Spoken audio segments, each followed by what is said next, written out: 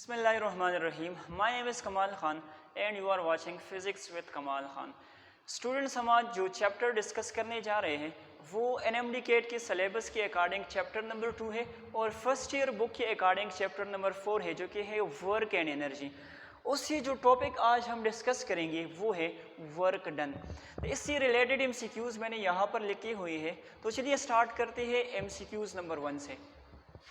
The work depends on dash magnitude of force, magnitude of displacement, angle और last option है all of them। तो ज़रा recall करें, जो वर्क डन का फार्मूला था by definition the dot product of force and displacement is called work done. और ये इक्वेशन हम तब यूज़ करते हैं जब फोर्स और डिस्प्लेसमेंट आपस में पैरेलल होते हैं, एंगल थीटा 0 के बराबर होता है। अगर हमारे पास कोई भी अदर एंगल हो तब हम इक्वेशन को इस तरह लिखते हैं W = FD cos थीटा। जैसे हमें पता ये चल रहा है कि ये वर्क डन जो है फोर्स के ऊपर भी डिपेंड कर रहा है, इसी तरह से डिस्प्लेसमेंट के ऊपर भी डिपेंड कर रहा है और साथ ही साथ एंगल के ऊपर भी डिपेंड कर रहा है। तो जो करेक्ट ऑप्शन है that is all of them. अच्छा, नेक्स्ट जो MCQ है, for which of the following angle the work done will B negative. नीचे आप लोगों को कुछ एंगल्स गिवन है 120 डिग्री, 45 डिग्री, 60 डिग्री और लास्ट जो ऑप्शन मैंने लिखा है that is all of them.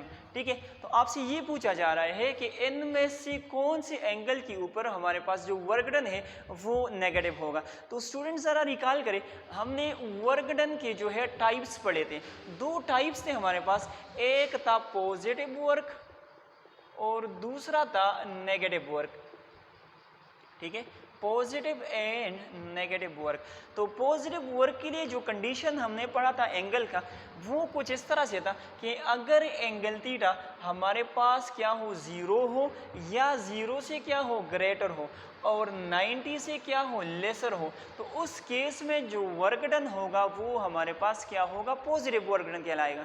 इसी तरह से अगर एंगल थीटा जो है वो 90 से ग्रेटर हो, 90 से क्या हो ग्रेटर हो और 180 की इक्वल हो या उससे लेसर हो, तो उस वाले केस में जो वर्क डन होगा वो हमारे पास नेगेटिव होगा।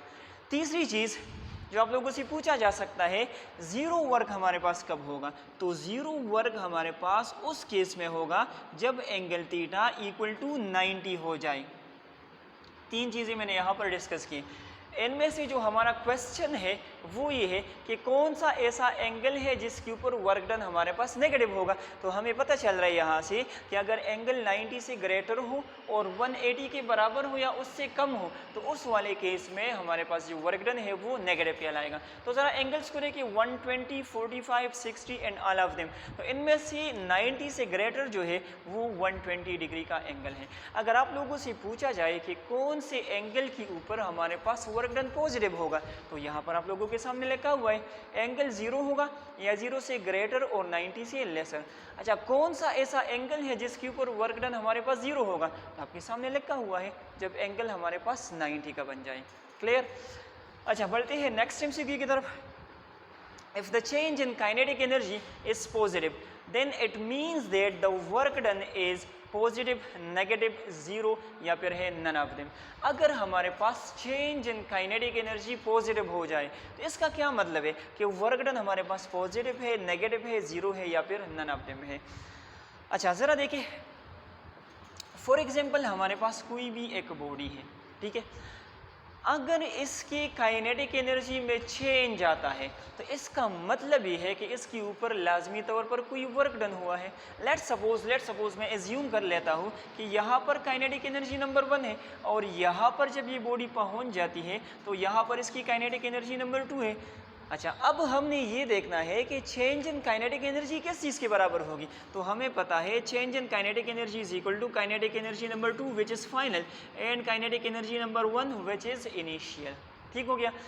अच्छा, अभी अगर ये हमारे पास ग्रेटर वैल्यू हो और ये स्मॉलर हो तो 2 से ग्रेटर से अगर हम स्मॉलर को माइनस करेंगे तो रिजल्ट हमारे पास पॉजिटिव आएगा।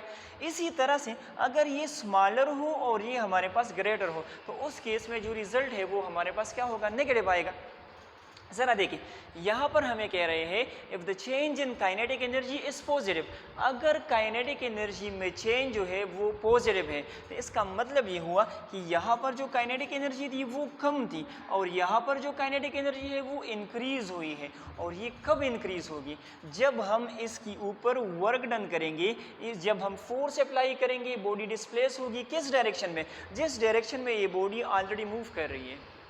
बात समझ में आ रही है? पहले जो इसकी काइनेटिक एनर्जी थी तो मैंने वर्क डन इस तरह से किया कि इसकी जो काइनेटिक एनर्जी थी वो हमारे पास इंक्रीज हो गई। ठीक है, तो अगर काइनेटिक एनर्जी में इंक्रीज आता है तो इसका मतलब ये है कि हमारे पास वर्क डन जो है पॉजिटिव है। ठीक है, so the correct option is positive. अच्छा, नेगेटिव कब होगा?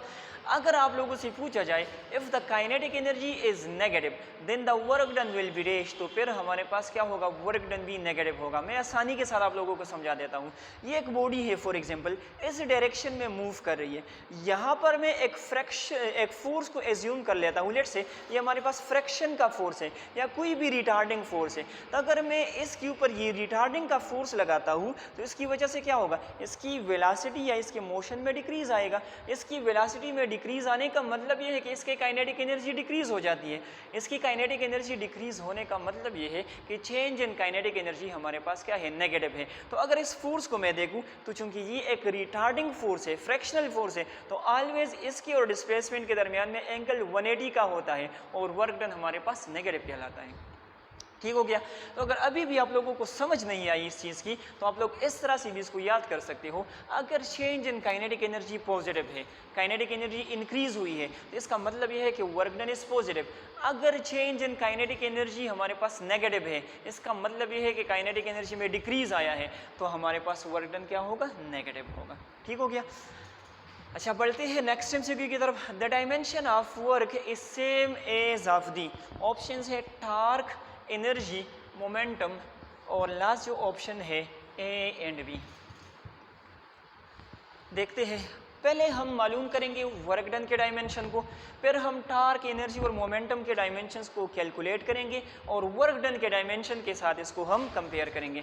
तो ज़रा देखिए, अगर मैं वर्क डन की बात करूं तो वर्क डन का जो यूनिट है वो हमारे पास जाउल होता है। जाउल बराबर होता है न्यूटन इंटू मीटर के। न्यूटन फर्दर हमारे पास होता है किलोग्राम मीटर पर सेकंड स्क्वायर और ये मीटर अपनी जगह पर, तो ये बन जाएगा kilogram metre into metre, metre square पर सेकंड स्क्वायर आ जाएगा। ठीक है, अच्छा डायमेंशन क्या आ जाएगा? Dimensional formula, so this is M L square T minus 2। ये किसके लिए? ये आ गया वर्क डन के लिए। अब हम चेक करते हैं टार्क के लिए। तो ज़रा टार्क को देखें, टार्क का जो यूनिट है वो हमारे पास न्यूटन मीटर होता है। तो अगर न्यूटन मीटर को मैं इसी तरह से सिंप्लीफाई करूं और इसका डायमेंशन निकालूं तो क्या ये आंसर नहीं आएगा? बिल्कुल आएगा। तो ये भी हमारे पास आ जाएगा M L square T minus 2। ये किसके लिए? ये हमारे पास टार्क के लिए आ गया। इसी तरह से अगर मैं एनर्जी का चेक करना चाहूँ, ये वर्क का हो गया, ये टार्क का हो गया, ये मैं कैलकुलेट करने लगा हूँ एनर्जी के लिए। एनर्जी का यूनिट क्या है? जाउल। जाउल किस चीज़ के बराबर होता है? Newton metre. और न्यूटन मीटर का dimension M L square T minus 2। तो ज़रा देखें, यहाँ पर चूंकि ऑल ऑफ देम का ऑप्शन मौजूद ही नहीं है, ये वाला हमारे पास ए एंड बी वाला ऑप्शन है, तो इन ऑप्शन से हमें पता चल रहा है कि टार्क और एनर्जी सही है लेकिन मोमेंटम का डायमेंशन इनकी तरह नहीं आएगा। लेकिन फिर भी खैर मैं कैलकुलेट कर देता हूँ आप लोगों के लिए। तो जो मोमेंटम हमारे पास है उसका यूनिट होता है किलोग्राम मीटर पर सेकंड। ठीक हो गया? किलोग्राम के लिए हम इस्तेमाल करते हैं एम, मीटर एल और ये टी माइनस 1। तो ज़रा देखिए, मोमेंटम का जो डायमेंशन है वो बिल्कुल वर्क की तरह नहीं है। बाकी जो टार्क है और एनर्जी है तो इनका डायमेंशन जो है वो वर्क के डायमेंशन के साथ मैच कर रहा है। तो हमारे पास जो करेक्ट ऑप्शन है that is A and B, जिसका मतलब ये है कि टार्क, एनर्जी और वर्क डन का डायमेंशन हमारे पास सेम होता है। अच्छा, नेक्स्ट एमसीक्यू को देखें। When a force is opposing the motion of a body then the work done is। अभी मैंने आप लोगों को समझाया कि अगर मोशन इस डायरेक्शन में हो रही है और एक फोर्स है जो कि इसको अपोज कर रही है, तो इस फोर्स की वजह से जो वर्क डन होगा वो हमारे पास कौन सा होगा, पॉजिटिव होगा, नेगेटिव होगा। तो डिस्प्लेसमेंट का डायरेक्शन ये हो गया, फोर्स का डायरेक्शन हमारे पास ये हो गया, दरमियान में एंगल जो है वो 180 का बन रहा है और 180 के ऊपर जो हमारे पास वर्क डन होता है वो नेगेटिव होता है। So the correct option is option B. Next MCQ है, the area under the force versus displacement graph gives work, power, energy या फिर है ऑल ऑफ देम। ज़रा देखते हैं फोर्स और डिस्प्लेसमेंट का जो हमारे पास ग्राफ होता है उसके अंडर जो एरिया आता है, देखिए ये हो गया डिस्प्लेसमेंट, ये हमारे पास हो गया फोर्स। अगर इसको मैं यू ड्रा करूँ ग्राफ को, ये कांस्टेंट फोर्स है, ठीक है, तो इसके अंडर ये वाला जो एरिया हमारे पास आ रहा है, तो आप लोगों से ये पूछा जा रहा है कि ये किस चीज़ के बराबर होगा। तो आसान सी बात है, अगर मैंने एरिया को मालूम करना हो तो इन दोनों साइड्स को मैं मल्टीप्लाई करूँगा, तो एरिया इज इक्वल टू यहाँ पर फोर्स है और यहाँ पर हमारे पास क्या है, डिस्प्लेसमेंट है, और जब हम फोर्स और डिस्प्लेसमेंट को मल्टीप्लाई करते हैं तो वो कहलाता है वर्क डन, ठीक है। So the correct option is work done, option A. अच्छा, next MCQ, an electron revolves around the nucleus and complete 50 revolution per minute. एक इलेक्ट्रॉन है जो कि न्यूक्लियस के गिर्द रिवॉल्विंग कर रहा है और 50 रिवोल्यूशन एक मिनट में ये कंप्लीट कर देता है। The work done by the coulomb force is 50 joule, 50 अर्ग, 25 जूल एंड 0। अच्छा ज़रा देखिए, ये हो गया न्यूक्लियस, ये हो गया इलेक्ट्रॉन, इनके दरमियान में जो कूलम फोर्स है, इनके दरमियान में क्या है, कूलम फोर्स है। तो ये कूलम फोर्स एक्ट करता है एज अ सेंट्रीपिटल फोर्स। क्यों? क्योंकि इसी कूलम फोर्स की वजह से ये जो इलेक्ट्रॉन है ये रिवॉल्विंग करता है न्यूक्लियस की सराउंडिंग में। और आप लोगों को पता है कि सेंट्रीपिटल फोर्स हमारे पास वो फोर्स होता है जिसका डायरेक्शन ऑफ मोशन के साथ ये क्या होता है, ये परपेंडिकुलर होता है। जरा इसको समझें, सेंट्रीपिटल फोर्स हम कौन से फोर्स को कहते हैं? सेंट्रीपिटल फोर्स का मतलब ये होता है कि कोई भी ऐसा फोर्स जो डायरेक्शन ऑफ मोशन के बिल्कुल परपेंडिकुलर में एक्ट करे तो उसको हम सेंट्रीपिटल फोर्स कहते हैं। तो अगर यहाँ पर मैं इसकी डिस्प्लेसमेंट की डायरेक्शन को चेक करूँ, टेंजेंशियल वेलोसिटी, और ये हमारे पास हो गया फोर्स का डायरेक्शन, तो दरमियान में एंगल कितना बन रहा है, 90 डिग्री का बन रहा है। और जब भी 90 का एंगल आता है वहाँ पर वर्क डन हमारे पास 0 हो जाता है। ठीक हो गया। यहाँ पर मैं आप लोगों को दोबारा बता दूं कि यहाँ पर आप लोगों को गिवन है कूलम फोर्स। तो कूलम फोर्स असल में क्या करता है, बॉडी को जो इलेक्ट्रॉन है उसको रिवॉल्व करता है और उसकी डायरेक्शन में चेंज लाता है। और रिवॉल्विंग के लिए शर्त ये होनी चाहिए कि ये जो कूलम फोर्स है ये 90 एंगल पर एक्ट करेगा, और बिल्कुल हमें नज़र भी आ रहा है। अगर यहाँ पर मैं टेंजेंशियल वेलोसिटी को ड्रा करूँ, यहाँ पर ये फोर्स का डायरेक्शन हो गया, तो दरमियान में एंगल कितना बन रहा है, 90 का बन रहा है। तो मैंने आप लोगों को आसानी के लिए ये बताया कि यहाँ पर जो कूलम फोर्स है वो एक्चुअली एक्ट कर रहा है एज अ सेंट्रीपिटल फोर्स। तो आप लोग अपने जहन में दो बातें याद रखिए। एक तो ये है कि जब जिक्र आता है सेंट्रीपिटल फोर्स का, तो इसका मतलब ये होगा कि डायरेक्शन ऑफ मोशन के बिल्कुल परपेंडिकुलर में ये फोर्स एक्ट करेगा। तो जब ये परपेंडिकुलर में एक्ट करेगा तो ये मैग्नीट्यूड ऑफ मोशन को बिल्कुल इफेक्ट नहीं करेगा, बल्कि सिर्फ और सिर्फ डायरेक्शन को इफेक्ट करेगा।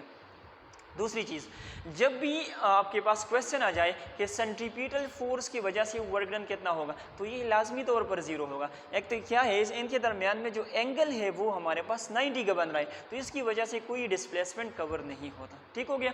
तो यहाँ पर जो करेक्ट ऑप्शन है that is option D, which is 0।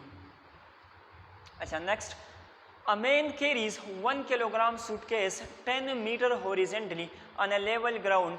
The work done by the man is। अच्छा, ये हमारे पास एक हॉरिजेंटल लेवल है, यहाँ पर एक मैन है जो कि एक सूटकेस को इस डायरेक्शन में कैरी कर रहा है। ठीक है, जो कि क्या कर रहा है, सूटकेस को कैरी कर रहा है इस डायरेक्शन में। अभी ज़रा देखिए, मैन जो है, ये आदमी जो है, बैग के ऊपर जो फोर्स लगा रहा है वो इस डायरेक्शन में इसको उठाया हुआ है, और जो डिस्प्लेसमेंट कवर हो रही है वो हमारे पास इस डायरेक्शन में है। तो दोनों के दरमियान में एंगल कितना बन रहा है? 90 डिग्री का बन रहा है। तो जब एंगल हमारे पास 90 हो जाए तो हमें पता है वर्क डन कितना होगा, वो हमारे पास होगा 0 joule. Option D is the correct option. तो आज के लेक्चर में हमने वर्क डन से रिलेटेड एमसीक्यूज़ डिस्कस किए। आई होप आप लोगों को समझ आ गए होंगे। इंशाल्लाह नेक्स्ट लेक्चर में नेक्स्ट टॉपिक के ऊपर हम मज़ीद एमसीक्यूज़ को डिस्कस करेंगे। तब तक के लिए अल्लाह हाफिज़।